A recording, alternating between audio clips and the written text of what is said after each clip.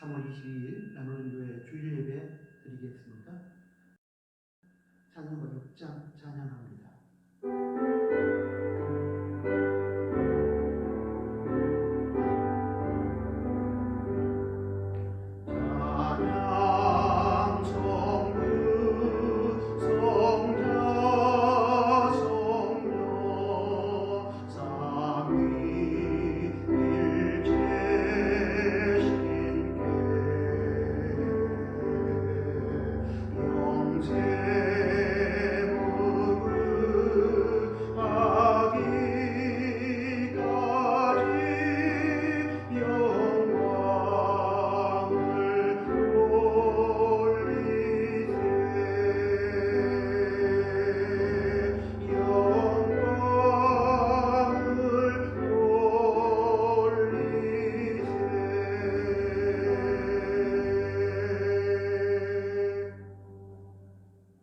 사도신경으로 신앙 고백합니다. 전능하사 천지를 만드신 하나님 아버지를 내가 믿사오며 그 외아들 우리 주 예수 그리스도를 믿사오니 이는 성령으로 잉태하사 동정녀 마리아에게 나시고 본디오 빌라도에게 고난을 받으사 십자가에 못 박혀 죽으시고 장사한 지 사흘 만에 죽은 자 가운데서 다시 살아나시며 하늘에 오르사 전능하신 하나님 우편에 앉아 계시다가 저리로서 산자와 죽은 자를 심판하러 오시리라. 성령을 믿사오며 거룩한 공예와 성도가 서로 교통하는 것과 죄를 사하여 주시는 것과 몸이 다시 사는 것과 영원히 사는 것을 믿사옵나이다. 아멘. 예배를 위해서 기도하겠습니다. 사랑하는 하나님 아버지, 우리에게 생명을 주시고 호흡하며 살아가게 하심을 감사합니다. 코로나19의 어려운 현실 속에서도 찬양하며 하나님의 뜻을 구하며 예배하게 하심을 감사합니다. 비록 교회당에 모여 공동체로 함께 예배 드리진 못하지만 흩어져 들어간 각 가정에서 가족이 함께 모여 온라인이나 방송의 도움을 받아 주일 예배를 드릴 수 있으니 하나님의 은혜인 줄로 알고 감사드립니다. 힘들고 어려운 현실 속에서도 하나님과의 교제를 나누는 예배를 다양한 방식으로 드릴 수 있음에 감사드립니다. 코로나19의 현실 속에서 확진자가 계속 늘어나고 사망자의 숫자가 증가하며 일상의 삶이 무너지고 있지만 우리의 마음속에 주님을 향한 믿음을 경고케 하시고 어두운 후에 찾아올 찬란한 새벽을 꿈꾸게 하시니 감사합니다. 이 땅에 지구촌 가족들을 불쌍히 여기시고 코로나19를 통하여 인류가 죄를 회개하고 돌이켜 치유와 회복의 길을 걷게 하여 주시기를 간절히 원합니다. 우리를 불쌍히 여기시고 은혜와 긍휼을 베풀어 주셔서 속히 코로나19가 종식되게 하여 주시길 원합니다. 생태계를 파괴하고 자연과 환경을 훼손하며 생명을 경시하고 하나님을 무시한 채 교만의 바벨탑을 쌓았던 우리의 죄를 회개합니다. 우리 각자의 삶의 현장에서 하나님의 뜻에 순종하며 창조 질서에 순응하며 생명을 존중함으로 하나님과의 비정상적인 관계를 정상적인 관계로 재정립하는 우리가 되게 하여 주옵소서. 인류를 거짓과 악의 세계로 유혹하는 이단 신천지를 비롯한 사이비 집단들의 괴계가 원천하에 드러나며 성도들이 바른 분별력으로 믿음을 지키며 이단 사이비 집단에서 멸망의 길을 걷고 있는 영혼들이 참된 신앙과 삶의 자리로 돌아오게 하옵소서.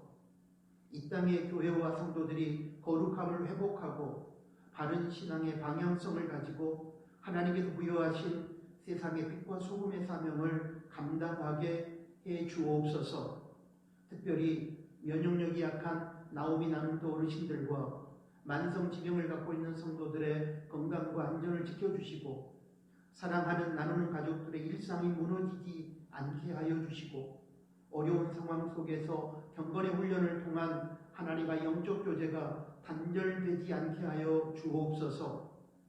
어려울 때일수록 더욱 기도하며 말씀을 붙들고 믿음으로 세상을 이기게 하시고 지금의 상황 속에서 이 시대와 우리를 향한 하나님의 뜻을 깨닫고 우리 모두가 하나님 앞에서 새로워지는 기회로 삼게 하여 주옵소서. 특별히 선교지 교회와 선교사님들과 그곳의 성도들을 주님 기억하시고 세계적으로 확산되는 코로나19의 어려움 속에서 그들의 건강과 안전과 생명을 지켜 주옵소서. 어려울 때 힘들어하는 사람들을 특별히 긍휼히 여기시며 약한 자를 섬기는 사랑의 실천이 교회와 성도들을 통해서 이루어지게 하옵소서. 군입대를 앞둔 강민희 형제를 비롯하여 군 복무 중인 우리 다음 세대 친구들, 그리고 계약이 연기되어져서 집에서 생활하고 있는 우리들의 다음 세대, 아버지 하나님 믿음으로 굳건하게 지켜주시고 강건함과 안전을 허락하여 주옵소서. 오늘 예배의 모든 순서를 통하여 하나님 영광을 받으시기를 원합니다. 특별히 말씀으로 찾아오신 하나님을 저희가 만나고 말씀 속에서 하나님의 뜻을 알고 그 뜻에 합당한 삶을 살아가게 하옵소서. 하나님 아버지, 저희가 드리는 주일 가정 예배를 통하여 영광을 받으소서. 그리고 우리에게 하나님의 은혜로 충만케 하여 주옵소서. 예수 그리스도 이름으로 기도합니다. 아멘.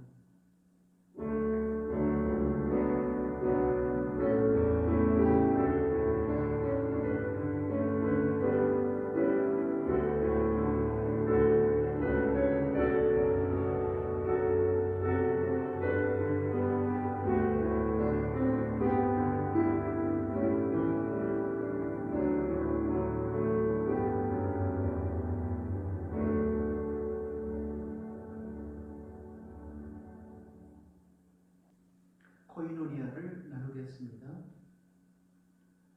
우리는 지금 코로나19로 인하여 주일 예배를 온라인 가정 예배로 드리고 있습니다.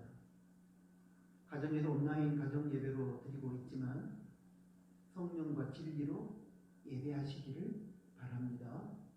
예배 후에는 가족이 함께 모여 천국의 식탁을 꼭 나누시기를 바랍니다.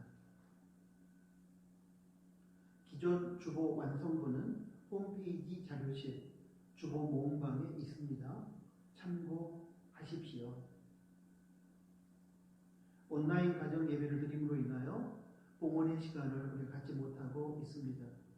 그래서 우리는 원하는 분이 하나요, 교회 계좌로 11조 헌금을 송금한 후에 그 내역을 회계 집사님께 알려줌으로 봉헌하기를 원합니다. 특별히 어려운 상황 속에서 고통 중에 있는 사람들을 우리가 섬기기 원하는 마음으로 코로나19 특별 구제헌금을 하고 있습니다. 마음에 감동이 있으신 분들은 교회 계좌로 코로나19 특별 구제헌금을 송금해 주시고 역시 회계 집사님에게 그 내역을 알려주시기를 바랍니다. 가정에 머물며 신앙생활을 하는 동안 경건생활에 최선을 다해 주시기를 부탁합니다. 우리가 약속한 대로 매일 성경 한 장씩 읽고 묵상하고 그 내용을 나눔터별로 단톡방에서 나누어 주시기를 바랍니다. 또한 하루 3번씩 정한 기도의 시간에 코로나19로 인하여 우리가 하나님 앞에 회개해야 될 내용들을 가지고 기도의 무릎으로 임해 주시기를 부탁합니다. 코로나19의 세계적 확산 속에서 선교지 교회와 선교사님들 그리고 선교지 교회 성도들의 생명과 건강과 안전을 위해 기도해 주시기를 부탁합니다. 교회 관련 소식은 추후 상황을 지켜보며 일주일 단위로 공지해 드리도록 하겠습니다. 나누는 교회 등록 교인인 고 백숙경 성도 장례가 3월 16일 월요일에 가족장으로 잘 마쳤다고 합니다. 고 백숙경 성도는 백선미 집사님의 언니로서 목포에 거주하면서 병상에서 복음을 듣고 세례를 받아 나누는 교회 등록 교인이 되셨습니다. 아쉽게 코로나19로 인하여 조문을 받지 못하고 장례도 가족장으로 치른 관계로 저희가 가서 위로해 주지를 못했습니다. 하나님의 은혜 중에 무사히 장례 절차가 마쳐졌습니다. 백선미 집사님, 여러분께서 위로해 주시기를 부탁합니다. 3월 30일 월요일에 입대하는 하강민 성도와 군생활하고 있는 우리 다음 세대, 계약이 연기되어 집에 머물고 있는 우리 다음 세대 학생들, 그리고 다양한 환경 가운데 놓여 있는 우리 다음 세대들을 위해서 여러분 계속 기도해 주시기를 부탁합니다. 하나님의 말씀 봉독하겠습니다. 로마서 14장 7절부터 8절 말씀입니다. 우리 중에 누구든지 자기를 위하여 사는 자가 없고 자기를 위하여 죽는 자도 없도다. 우리가 살아도 주를 위하여 살고 죽어도 주를 위하여 죽나니 그러므로 사나 죽으나 우리가 주의 것이로라. 아멘.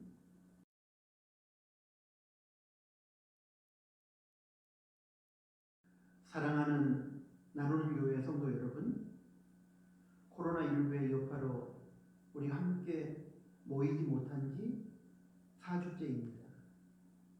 힘들고 어려운 현실 속에서 믿음을 지키며 최선을 다하고 계시는 나누는 가족들을 사랑하며 위로드리고 격려합니다. 밤은 아침을 이길 수 없고 죽음은 생명을 이길 수 없음을 믿고 하나님의 뜻을 구하며 조금만 더 인내하시고 다시 만나서 예배당에서 함께 예배 드릴 때까지 믿음으로 잘 버텨주시기를 부탁합니다. 오늘 로마서 14장 7절에서 8절의 말씀을 중심으로 하나님의 뜻을 구하며 주님을 위하여 라는 제목으로 하나님의 음성을 듣기 원합니다. 시대가 마지막 때로 가면서 자기 자신이 아닌 다른 사람들을 위한 배려와 양보의 삶을 사는 사람들을 찾아보기 힘든 시대를 우리는 살아가고 있습니다. 예배드리러 오는 성도들 중에는 앞자리가 비어 있는데도 불구하고 꼭 뒷자리에만 앉는 분들이 계십니다. 물론 뒤에 앉는 이유가 있겠지만 특별한 이유가 없다면 나중에 오시는 성도들을 배려해서 앞쪽부터 앉아야 합니다. 주차할 때도 마찬가지입니다. 주차할 때 자신의 차가 주차한 공간 옆에 나중에 주차할 운전자가 불편하지 않도록 바른 주차를 해야 합니다. 이러한 태도는 다른 분들을 위한 배려의 마음에서 나오게 됩니다. 이러한 태도는 자기 자신의 입장만 생각하지 않고 언제나 상대편 입장에서 생각할 때 가능합니다.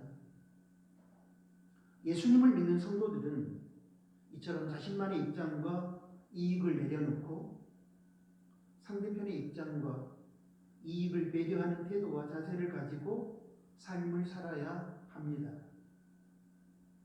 이런 예화를 들은 적이 있습니다.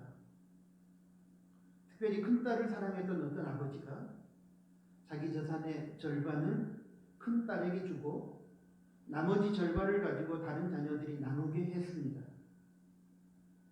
누구나 자기가 유산을 많이 받기를 원하겠지만 이 큰딸은 그렇지 않았습니다. 아버지에게 아버지, 왜 우리 형제 자매들을 싸움 붙이려 하십니까? 저는 괜찮으니 제일 어렵게 사는 막내에게 차라리 50%를 주세요 라고 하면서 재산을 받지 않았다고 합니다. 이런 경우를 경험해 보셨는지 모르겠지만 예화에 등장하는 큰딸과 같은 마음을 갖기란 정말 쉽지 않습니다. 대부분 조금이라도 자기 자신이 더 갖고 싶어 하지 다른 형제들을 위하여 자신의 몫을 양보하거나 포기하는 경우는 정말 찾아보기 어렵습니다. 그런데 찾아보기 어렵지만 이런 집안이 우애하고 화목하고 잘 됩니다. 그 원인은 두말할 필요도 없이 큰딸의 not for self, 자기 자신이 아닌 다른 사람들을 위한 희생과 배려 때문입니다. 가족 외식을 위한 음식 선정과 TV 채널 때문에 다투는 가정이 종종 있습니다. 이런 가정에는 꼭 자기밖에 모르는 이기주의자가 있습니다. 자기밖에 모르는 이기주의자는 자기가 보고 싶은 TV 프로그램만 고집하며 다른 가족에게 TV 채널을 양보하지 않습니다. 자기가 먹고 싶은 음식만 고집하며 다른 가족들을 배려하지 않습니다. 이와 같은 자기중심적인 이기주의자가 존재하는 가정은 다툼과 불화가 끊이질 않습니다. 성숙한 가정은 자기 자신이 아닌 다른 가족의 입장을 이해하고 배려하는 삶을 사는 사람들에 의해 주도됩니다. 그 결과 서로 사랑하며 화목하며 오해하는 가정 천국이 이루어집니다. 결혼한 부부에게 있어서 사랑의 결실로 태어난 아이가 나이가 들어감에도 불구하고 자라지 못하고 아기의 상태에 머물러 있다면 그것보다 슬픈 일은 없을 것입니다.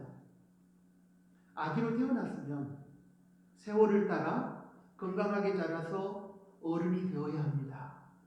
그것이 자식을 낳아서 기르는 부모의 또 하나의 기쁨입니다.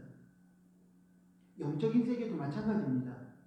예수님을 믿고 하나님의 자녀로 새롭게 태어난 성도가 아기의 신앙에 머물러 있으면서 자라지 못한다면 하나님 아버지에게 있어서 그것처럼 슬픈 일은 없을 것입니다. 이런 의미에서 하나님의 자녀로 새롭게 태어난 성도에게 하나님께서 기대하고 원하는 것은 성숙한 신앙으로 자라가는 것입니다. 에베소서 4장 13절을 보면 우리가 다 하나님의 아들을 믿는 것과 아는 일이 하나가 되어 온전한 사람을 이루어 그리스도의 장성한 분량이 충만한 데까지 이르리니 라는 말씀이 기록되어 있습니다. 하나님께서 원하시는 온전한 사람, 즉 성숙한 신앙인은 예수님의 성품을 닮은 사람을 말합니다. 저는 오늘 성숙함 또는 성숙한 신앙의 개념을 예수님의 성품을 담는 것이라는 차원에 입각하여 이런 문장으로 표현하고 싶습니다. 성숙함이란 자신만을 위한 이기적인 삶을 내려놓고 하나님과 이웃을 위한 이타적인 삶을 사는 것. 예수님의 성품을 규정하는 한 단어는 사랑입니다. 예수님의 성품으로서의 사랑은 아가페로서 이타적인 사랑을 의미합니다. 그러므로 자기중심적인 이기적인 사람에서 이타적인 아가페 사랑으로 나아가는 것은 바로 예수님의 성품을 닮아가는 성숙함으로 가는 길입니다. 자기중심적인 이기주의에 빠져 미성숙한 교회로 책망받았던 대표적인 교회는 고린도 교회입니다. 고린도 교회는 하나님으로부터 많은 은사를 다양하게 받았습니다. 그럼에도 불구하고 고린도 교회는 미성숙한 교회로 책망을 받았습니다. 그 이유는 예수님을 닮은 성품, 성령님의 열매를 맺지 못했기 때문이었습니다. 성숙함은 성령의 은사가 아닌 성령님의 열매에 달려 있습니다.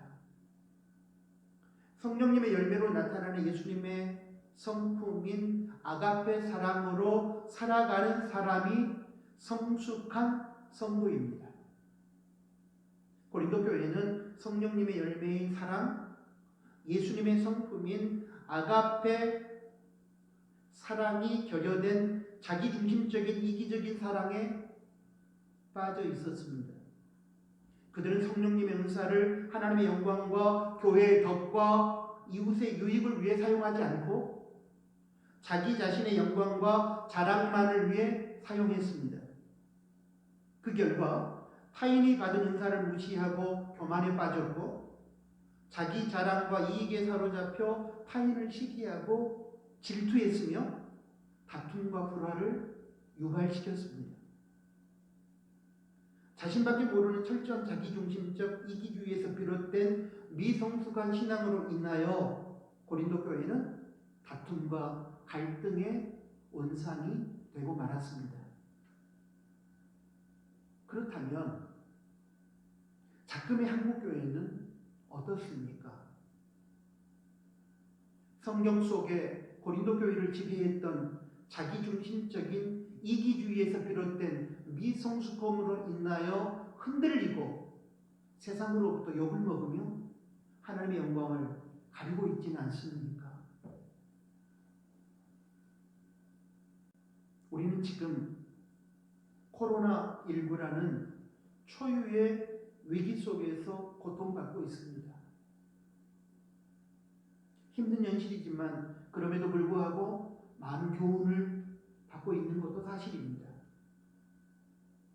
하나님께서 코로나19를 통하여 생태계를 파괴하고 창조 질서를 거역하며 자연을 유린하고 생명을 경시한 인류를 징계하고 계십니다. 코로나19를 통하여 이단 신천지 약함을 드러나게 하셨습니다. 신천지 집단은 정상적인 종교단체에서는 있을 수 없는 거짓됨과 폐쇄성과 비윤리성을 가지고 코로나19를 급속도로 확산시켰습니다. 계속해서 드러나는 그들의 포섭 활동과 조직 운영과 집단 유지 방식을 언론 매체를 통해 접하면서 온 국민이 그들의 반사회적 행위에 경악을 금치 못하고 있습니다.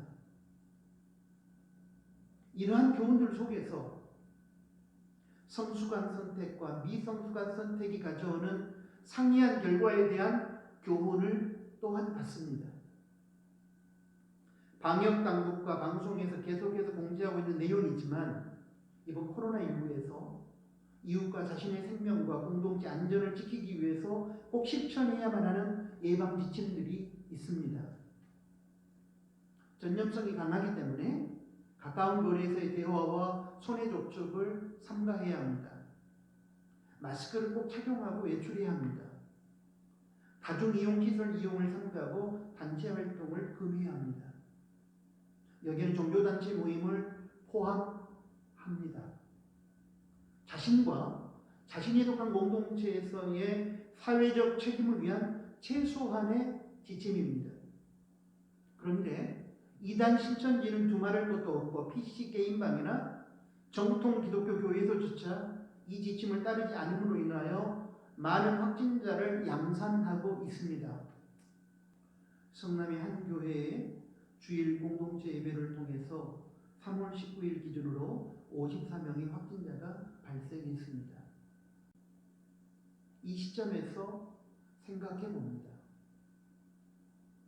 이런 상황 속에서 교회가 모이는 교회당에서의 주일 예배를 강행하는 것이 성숙한 선택인가 하는 것입니다. 참고로 3월 15일 주일 기준으로 약 3분의 1의 교회가 교회당에서의 주일 예배를 강행하고 있다고 합니다. 저는 성경에 입각한 기준을 가지고 임직자들과 나눔주기들의 의견을 참고로 하여 각 가정에서의 온라인과 방송을 통한 가정 예배를 드리는 것을 선택했습니다.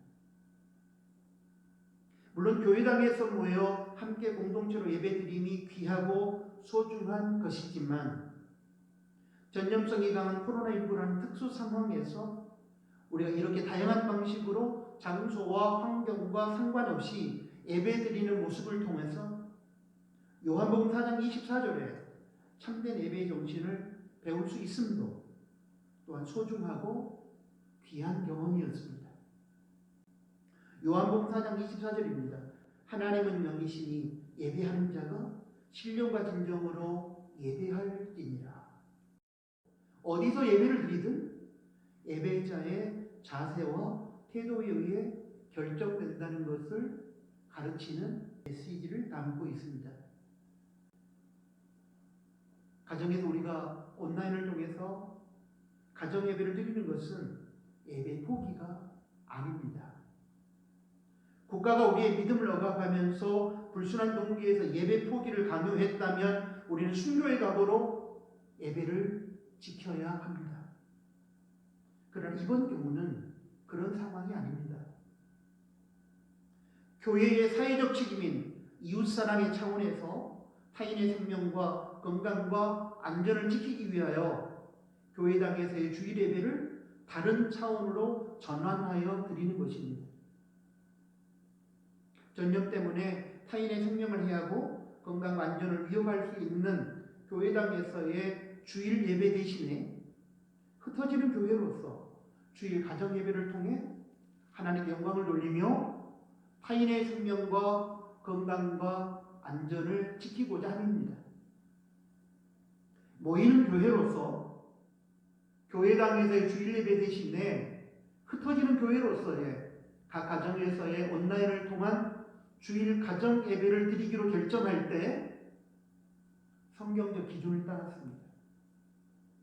오늘 설교본은 로마서 14장 7절에서 8절 말씀입니다. 로마서 14장 7절에서 8절에는 대조가 되는 두 개의 표현이 나옵니다. 하나는 자기를 위하여, 세번역 성경을 보면 자기만을 위하여, 다른 하나는 주를 위하여입니다. 본문은 하나님의 자녀라면 자기만을 위해 사는 사람에서 주님을 위해 사는 사람으로 변화되어야 한다는 메시지를 담고 있습니다. 저는 여기에 성숙함과 미성숙함의 기준이 있다고 생각합니다. 미성숙한 성도는 자기 중심적인 가치에 입각하여 자기만을 위한 삶을 삽니다. 이들의 선택의 기준은 자신의 영광과 이익입니다. 그러나 성숙한 성도는 하나님 중심적인 가치에 입각하여 주님을 위한 삶을 삽니다. 이들의 선택 기준은 하나님 그리고 하나님의 영광과 하나님의 뜻입니다. 또한 이타적인 가치를 가지고 나 아닌 다른 사람, 이웃을 위한 삶을 삽니다. 선택의 기준이 이웃과 이웃의 유익입니다. 정리하면 미성숙한 신앙인은 자기만을 위해서의 동기를 가지고 인생을 살고 자기 자신만의 영광과 이익의 차원에서 선택을 합니다.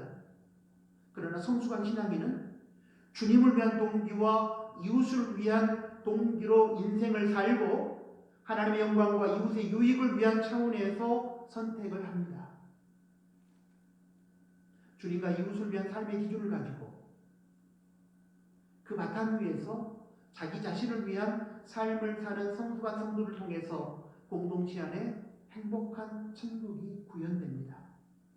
반면에 자기 중심적인 신앙을 가지고 하나님의 뜻을 무시하고 자신의 이익과 자신의 입장만을 고집하는 이기적인 사람 때문에 공동체 안에는 지옥이 연출됩니다.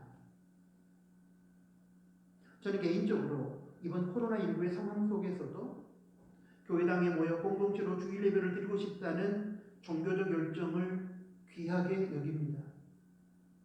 그러나 이번 경우에는 선택의 기준을 종교적 열정에 두지 말고 주님과 이웃을 위하는 차원에 두어야 된다고 생각합니다.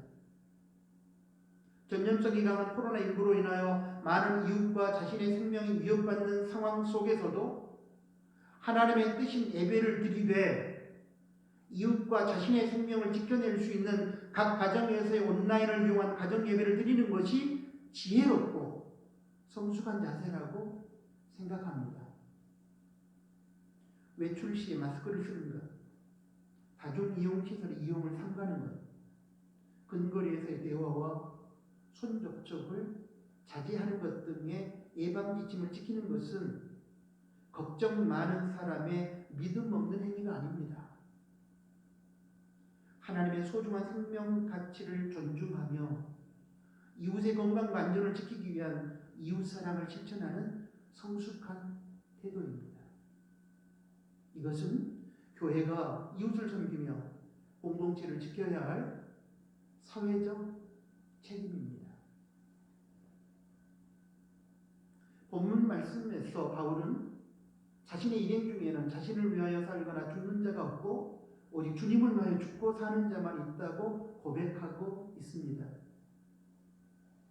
그리고 그렇게 사는 이유에 대하여 로마서 14장 8절에서는 우리가 주의 것이기 때문이라고 밝히고 있습니다. 하나님은 우리를 창조하셨습니다. 그러므로 우리는 주님의 것입니다. 또한 죄에 빠져 사탄의 노예로 살아가던 우리를 예수님께서 죄의 값인 죽음을 십자가에서 대신 담당하시고 구원하셨으니 우리는 주님의 것입니다.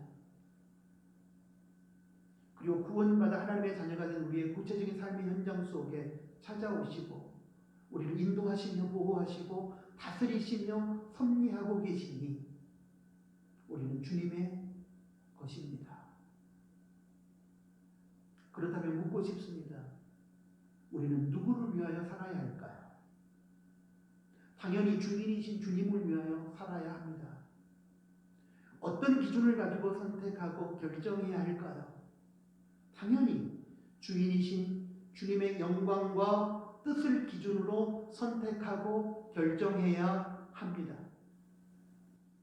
찰스 쉘던이 쓴 예수님이라면 어떻게 하실까라는 베스트셀러가 있습니다. 저는 어려운 결정을 하고 선택을 해야 할 때 이 질문을 제 자신에게 던집니다. 예수님이라면 이 경우에 어떤 선택과 어떤 결정을 하실까? 이 과정을 통하여 자신만을 위하여라는 기준을 내려놓고 주님을 위하여라는 기준을 붙들고 결정을 하고 선택을 할 수 있게 됩니다. 자신만을 위한 기준을 내려놓고 주님을 위한 기준에서 선택한다는 것은 그의 선택이 성숙하다는 증거입니다. 이웃과의 관계 속에서도 자기중심적인 이기주의를 뛰어넘는 성숙한 신앙의 태도가 필요합니다. 어떤 의미에서 보면 나 자신의 존재 의미는 이웃에게 있습니다. 나 자신의 구원은 아직 구원받지 못한 이웃의 구원을 위해 먼저 주어진 것입니다. 그를 위해서 바울은 하나님께 빚진 것은 물론이려니와 자신이 헬라인이나 야만이나 지혜 있는 자나 어리석은 자에게 빚진 자라고 로마서 1장 14절에서 고백했습니다. 바울은 하나님께서 바울 자신을 구원한 이유가 먼저 구원받은 자기 자신을 통하여 구원받지 못한 자들에게 복음을 전하고 그로 인하여 그들이 구원받도록 하는 데 있다는 것을 깨달았습니다. 그런 깨달음 속에서 바울은 저들이 없었다면 자신의 구원도 없었을 것이라는 결론에 도달하게 되었습니다. 이런 차원에서 자신은 저들에게 복음의 빚을 졌다고 고백한 것입니다. 여기에서 기독교의 빚진 자의 윤리가 나왔습니다. 복음뿐만 아니라 삶 속에서도 우리는 하나님과 다른 사람, 이웃에게 빚을 졌습니다. 하나님께서 우리 각자에게 건강과 물질 등의 복과 은사를 주신 것은 너 자신만 그것들을 소유하고 그것들을 즐기라는 의미가 아닙니다. 하나님께서 우리 각자에게 부여한 그런 은사와 복을 가지고 그런 것들이 없음으로 인하여 고통당하며 인간다운 삶을 살지 못하는 연약한 자를 섬기라고 주신 것입니다. 이러한 은사와 복을 받은 성도들은 받지 못한 이웃들에 대하여 빚을 진 것이고, 당연히 먼저 받은 은사와 복으로 이웃을 섬겨야 합니다.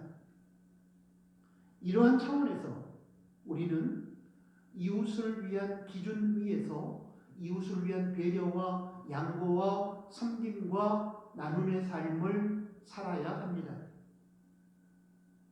자신만을 위한 이기주의 차원을 뛰어넘어 이웃을 위한 이타적인 차원의 삶으로 나아가는 신앙이 성숙한 신앙입니다. 자신만의 이익과 영광만을 위한 차원을 내려놓고 이웃의 유익을 위한 차원에서 하는 선택이 성숙한 선택입니다. 우리는 기억해야 합니다. 성숙한 신앙인은 자기 자신만을 위해 살지 않고 주님과 이웃을 위하여 삽니다. 성숙한 신앙인은 자기 자신만을 위한 기준을 내려놓고 하나님과 이웃을 위한 기준에 근거하여 선택합니다. 자기 중심적인 이기주의 차원의 선택과 삶을 뛰어넘어 하나님과 이웃을 위한 차원의 선택을 하고 살아가는 곳에 기쁨, 희락이라고 하는 성령의 열매가 열립니다. 하나님 나라의 속성인 기쁨의 나라가 임하게 됩니다. 로마서 14장 17절에 하나님의 나라는 오직 성령 안에서의 의와 평강과 희락이라고 했을 때에 그 희락, 그 기쁨의 나라가 임하게 됩니다. 사랑하는 나눔교회 성도 여러분, 기억하십시오. 천국, 하나님 나라는 멀리 또는 크고 화려하고 거창한 그곳에만 존재하는 것은 아닙니다. 아프리카나 남미의 선교지, 인류를 먹여 살리거나 세계적 전염병 백신이나 치료제를 개발하는 등의 대단해 보이는 사역들 속에만 존재하는 것은 아닙니다. 어떤 의미에서 보면 천국 하나님 나라는 우리 가까운 곳에 또는 우리가 경험하고 있는 작은 일상의 삶에 존재합니다. 예수님을 믿는 가족들이 자신이 먹고 싶은 외식 음식을 고집하지 않고 다른 가족을 배려하며 양보하는 거기에 천국 하나님의 나라가 임합니다. 예수님을 믿는 가족들이 자신이 보고 싶어하는 TV 프로를 포기하고 다른 가족을 위해 채널을 양보하는 거기에 천국 하나님의 나라가 임합니다. 성도들이 교회당과 삶의 자리에서 자신의 영광과 이익과 자랑을 내려놓고 하나님의 영광과 뜻을 위하여 또 이웃의 유익을 위하여 살아가는 거기에 천국이 임합니다. 그동안 우리는 거창하게 천국 하나님 나라를 생각하고 말하면서도 정작 삶의 현장 속에 임하는 천국 하나님 나라의 도래를 위한 삶을 살아내지 못했습니다. 예수님을 믿는 성도와 교회라고 자랑하면서 정작 살아가는 삶의 모습은 사탄의 속성인 자기만을 위한 이기주의 삶이었습니다. 그로 인하여 많은 교회와 성도들이 천국의 참된 기쁨을 누리지 못하고 욕심과 다툼과 불화의 지옥 세상을 경험하게 되었습니다. 여러분의 가정과 그 외에 여러분이 소속된 공동체는 지금 어떻습니까? 우리가 알고 있는 것처럼 기쁨이라는 단어는 영어로 joy입니다. 이 joy라는 영어 단어를 영적인 관점에서 해석해 보면 문법과 상관없이 영적인 차원에서 의뢰가 됩니다. 나누는 교회 강단에서 여러 번 소개한 바 있습니다. joy의 J는 Jesus First에서의 지저스의 첫 알파벳을 딴 것이고 O는 Others Second에서 Others의 첫 알파벳을 딴 것이며 Y는 You Third에서 U의 첫 알파벳을 딴 것으로서 조합하여 조이라는 합성어가 만들어졌다는 것입니다. 먼저 주님을 위하여 살고 다음으로 나 아닌 다른 사람을 위하여 살고 마지막으로 자기 자신을 위하여 살 때 joy, 즉 기쁨이 주어진다는 것입니다. 하나님께 허락하신 참된 기쁨은 예수님과 이웃을 위한 삶을 먼저 사는 곳에 임한다는 메시지를 담고 있는 해석입니다. 인생을 살아가면서 만나는 중요한 선택의 순간에 무엇을 기준으로 우리는 선택하고 있습니까? 자기만을 위하여라는 기준을 내려놓고 하나님 아버지를 위하여라는 기준과 나 아닌 다른 사람을 위하여라는 기준을 가지고 평생을 사셨던 예수님의 삶과 죽음에서 우리가 도전받아야 될 것입니다. 예수님은 하나님 아버지의 영광과 뜻을 위해 사셨고 또한 죽으셨습니다. 예수님은 한 번도 당신 자신을 위해 살지 않으셨습니다. 로마서 15장 3절에 이렇게 기록하고 있습니다. 그리스도께서 자기를 기쁘게 하지 않으셨나니. 죄로 인해 고통받고 죽어가는 죄인을 위해 사셨습니다. 십자가 죽음을 앞둔 전날 밤 겟세마네 동산의 기도는 예수님의 생애가 철저하게 하나님 아버지의 뜻을 위한 성숙한 삶이었음을 증거해 줍니다. 마태복음 26장 39절 내 아버지여 만일 할만하시거든 이 잔을 내게서 지나가게 하옵소서. 그러나 나의 원대로 하옵시고 아버지의 원대로 하옵소서 하시고. 예수님은 가장 먼저 하나님의 뜻을 위하여 사셨습니다. 예수님의 생애는 철저하게 하나님 아버지의 뜻인 인류 구원의 성취와 죄로 인해 고통받고 죽어가는 인류의 구원을 이루기 위한 것이었습니다. 자기 자신을 위한 삶이 아닌 하나님 아버지와 죄인된 우리를 위한 삶이었습니다. 자기 자신을 위한 삶을 내려놓고 not for self의 가치를 가지고 살았고 십자가에서 죽으신 예수님을 하나님 아버지께서는 다시 살리셨고 하늘과 땅의 모든 권세를 예수님께 부여하시고 만왕의 왕으로 삼으셨습니다. 인류에게는 참된 기쁨의 세계인 천국이 시작되었고 예수님이 이러한 나 아닌 다른 사람들을 위한 not for self의 삶을 따라가는 자들은 인생의 참된 의미와 보람과 행복을 누릴 수 있게 되었습니다. 사랑하는 나눔교회 성도 여러분, 참된 삶의 기쁨은 자기만의 유익을 위해 사는 데 있지 않고 주님의 영광을 위해 살며 더 많은 사람을 위하여 섬기고 봉사하기 위해 일하는 삶 속에 있습니다. 그래서 예수님께서는 당신 자신을 위한 삶을 내려놓고 하나님의 뜻과 영광을 위해 사셨고 우리를 살리시기 위하여 십자가에서 못 박혀 죽으셨습니다. 우리는 그러한 예수님의 생애를 본받고 따라가야 합니다. 왠지 아십니까? 우리는 주님의 것, 주님의 소유이고 그분의 뒤를 따라가야 할 제자이기 때문입니다. 지금 우리는 행복을 위하여 자기만을 위한 이기적인 삶을 살려고 유혹하는 사탄에게 속아 넘어가고 있습니다. 영의 귀를 열고 하나님의 음성을 듣고 영의 눈을 밝혀 하나님의 세계를 보게 되므로 거짓된 사탄의 유혹을 물리칠 수 있게 되기를 바랍니다. 참된 인생의 의미와 보람을 느끼며 참된 기쁨과 행복을 누리며 공동체 모든 구성원들이 천국의 삶을 살아가기 위해서는 자기만을 위한 이기적인 삶을 내려놓고 주님을 위하여 그리고 이웃을 위하여 나 아닌 다른 사람을 위한 not for self의 삶을 살아야만 합니다. 성경은 역설의 진리로 가득해 있습니다. 그 중에 하나입니다. 자신을 위해 사는 자는 죽을 것이고 자신을 버리고 주님과 이웃을 위하여 사는 자는 살 것입니다. 거기에 천국이 임하고 참된 기쁨이 있고 행복이 있습니다. 거기에 진정한 승리가 있습니다.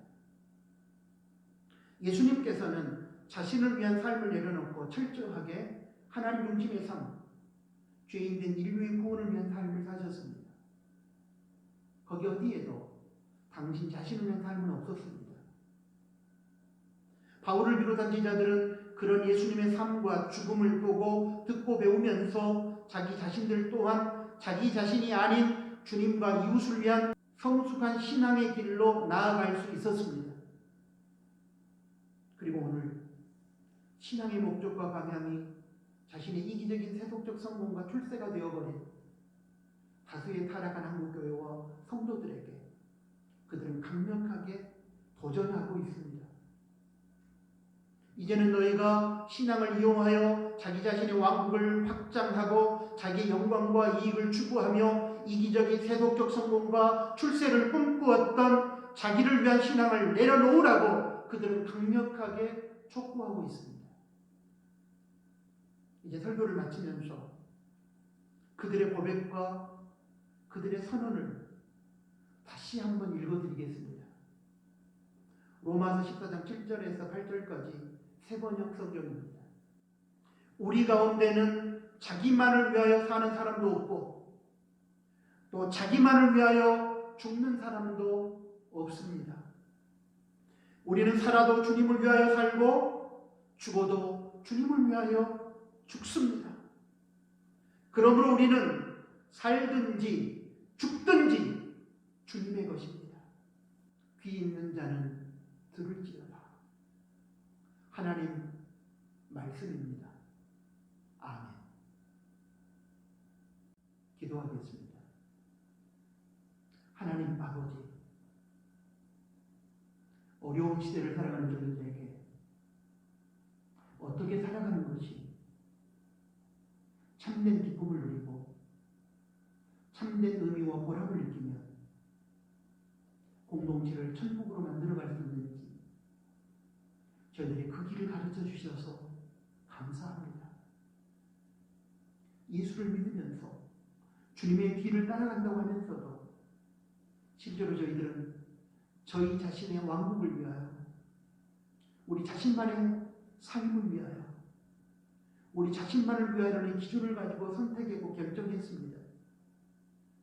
좀 용서하여 주시고 지금부터라도 예수님이 사셨던 하나님의 영광과 뜻 그리고 인류를 위한 그러한 삶, 바울을 비롯한 제자들이 예수님의 뒤를 따라서 걸었던 그 삶을 우리도 배우기를 원하고 자신만을 위한 삶을 내려놓고 주님만을 위한 삶, 이웃을 위한 삶을 살기를 원합니다.